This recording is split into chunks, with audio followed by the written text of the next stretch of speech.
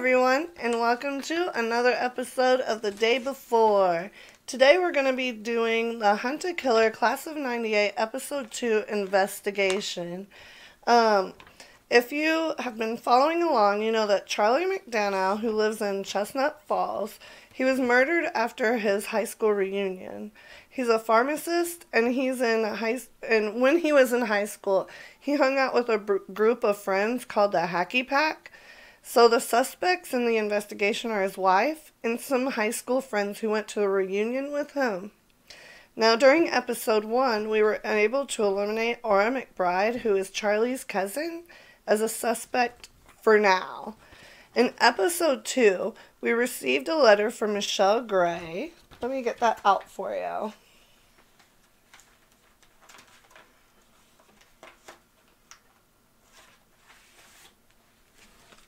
Okay, we received a letter from Michelle Gray, who is the private investigator who was hired to solve Charlie McDonough's murder.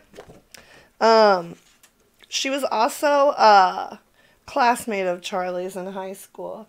So we received this letter from her in the last episode 2 box.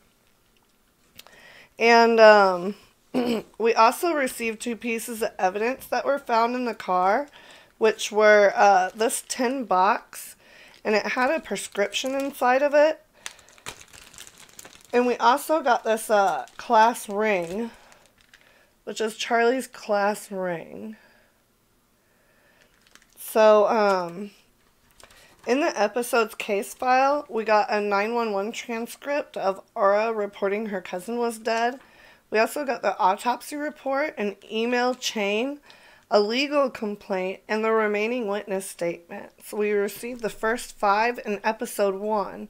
We also received a newspaper article and a love note that was written in high school to Charlie from his high school girlfriend, Robin Dupree, a high school reunion program, and suspect photos.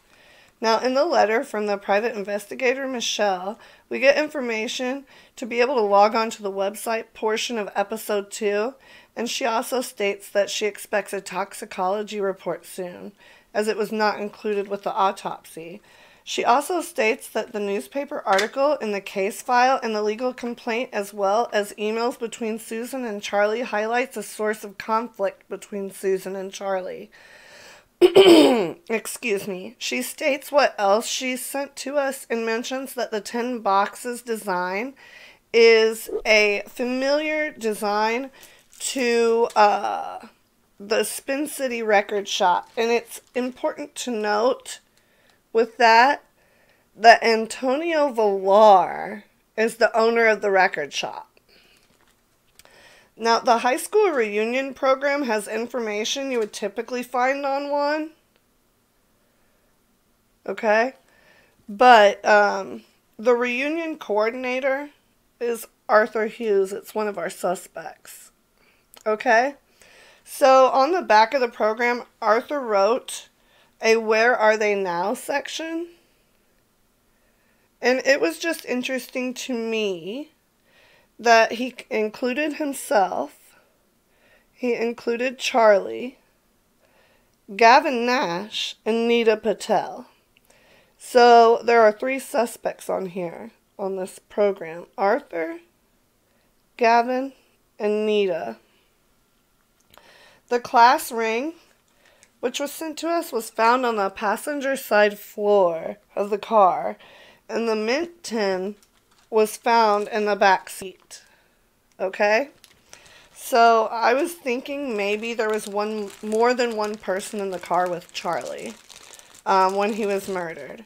And see, inside of this tin, there's a prescription that was found inside of it. The prescription is for Arthur Hughes, and it's for diazepam. For Champaign, Illinois. Very interesting, right? So, the next thing I wanted to go over with you guys is Robin's letter, which was written to Charlie the day before Valentine's Day, the year of 1998. So, the year they graduated. And let me show that to you guys real quick. Okay? So in this letter, she talks about having to stay in Chestnut Falls to help her family on the farm while Charlie goes off to college, and how she's hurt thinking about it, and how she thinks about a future with Charlie, asking if he promises if her future will have him in it. And the PS, which I find very interesting, let me show you guys this. When I got home, I listened to Jules' morning song over and over and over. It's track 6 on your mix. Why I find that interesting is that on the yearbook from episode 1, she has Jewel lyrics under her picture, and the word "for" is missing from the lyrics. So I was thinking maybe these clues will come together eventually to make a numerical code or combination. And I found a lot of things interesting in this case file. First, that the autopsy showed that Charlie died of manual strangulation. Let me get the case file open. Whoop! I had the newspaper article fall. Okay, so here's the autopsy. And it basically shows that he died of manual strangulation, okay? So I found that interesting, and that he had a knock on his noggin. He also had a contusion on his stomach. Let me show you. There's the knock on his noggin. Whoop, right there. Okay? And here's the contusion on his stomach. And I was thinking that could have been from maybe a knee digging into him to hold him in place as he strangled. Maybe. I don't know. So, that was interesting. Now, the article that was found in the case file is about a prize horse drowning in a vet stable. So, this is the first clue, really, that shows you that Charlie and Susan had some issues. The newspaper article is about a prize horse drowning, and the horse's owners blame Susan Lee, but Susan Lee blames Charlie and the pharmacy he works for. And there's also a legal complaint that deals with Susan Lee suing the pharmacy that Charlie works for because of the same type of problem that's mentioned in that news article. So let me get to that.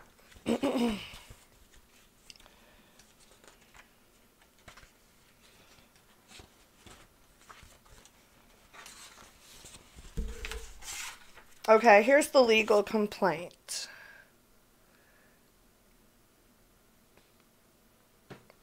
Okay, so the legal complaint talks about the pharmacy and Charlie messing up on dosages, including a dosage for diazepam, which was used for the drowned horse's surgery. That was in the newspaper article. Now, there's also an email chain. So it's, this email chain is about a pig, basically, and it's showing a pattern of Charlie messing up on dosages of medication. So, that's very interesting. Susan also says in the email chain that she knows what Charlie does and that the town would be better off without it. So, I thought that was also very interesting. Now, something I found very interesting as well is that Nita Patel's statement, which we get with this second episode, is very similar to Gavin Nash's, which was included in the first episode. Let me find her. Okay. So, right here, in the beginning of it, it says, I got to the reunion when everyone else did. Gavin Nash had said the very same thing. And also, they state that they went back to the hotel after the reunion and then went to the diner. So, the fact that their two witness statements are so similar makes me very suspicious. On the website, There was some stuff that was included for this episode too. And one of those things was a text message between Sarah and N, right? So, these text messages between Sarah and N, I went ahead and printed them out. And it's like, just texts until you get to this part where it's coded text. So I went ahead and I printed off the rest of these texts and I decoded it. So Sarah states to N, whether that's Nita Patel, Nicholas Matsoukas, or someone completely different, we don't know yet. But Sarah states, I can't do this anymore. He refuses to believe anything is wrong. So this is the wife of the murdered man. And the other person, N, says, I know. It won't be much longer. He'll have to realize then. And Sarah goes, promise? The other person states, are you in bed? Sarah states, no, I'm in the kitchen. So N then states, go out on the porch and call me. He won't hear. Then Sarah states, all right, give me a minute. Very weird.